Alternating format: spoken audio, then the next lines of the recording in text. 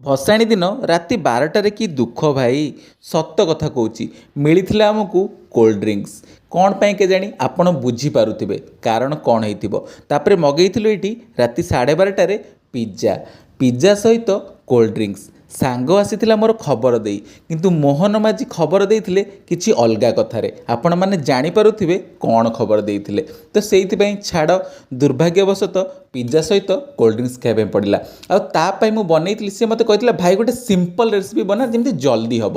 ମୁଁ ତା ପାଇଁ ବନେଇଥିଲି ଛତୁ ଆଳୁର ଗୋଟେ କଷା, ମାନେ ଦେଶୀ ଯେଉଁ ପାଳ ଛତୁ ମିଳେ ତାର ଆଳୁ ପକେଇକି ଗୋଟେ ବଢ଼ିଆ କଷା ବନେଇଥିଲି। ଆଉ ତା ସହିତ ଗରମା ଗରମ ରୁଟି। ଆଉ ସେଦିନ ରାତିରେ ଭାଇ ଏତେ ଜୋର ବର୍ଷା ହେଉଥିଲା, ବାସ୍ ଗୋଟେ ଜିନିଷର ଭାଇ କମି ରହିଯାଇଥିଲା। ଆପଣମାନେ ବୁଝିପାରୁଥିବେ କେଉଁ ଜିନିଷର କମି ରହିଯାଇଥିଲା। ଆପଣ ଏତେ ବନାଉଛନ୍ତି ଛତୁ ବେସର, ଛତୁ ମସଲା, ଥରେ ଭାଇ ଛତୁ ଆଳୁ କଷା ବନାନ୍ତୁ ଭାଇ। ସତରେ ଆପଣ ମଟନ୍ ଚିକେନ୍ ସବୁ ଛାଡ଼ିକି ଛତୁ ଆଳୁ କଷା ଖାଇବେ। ଆଉ ସାଙ୍ଗ ଖାଇକି କହିଥିଲା ଦ ବେଷ୍ଟ ଲାଗୁଛି, ଖାଲି ଗୋଟେ ଜିନିଷ ମିସିଂ ହେଇଯାଇଥିଲା।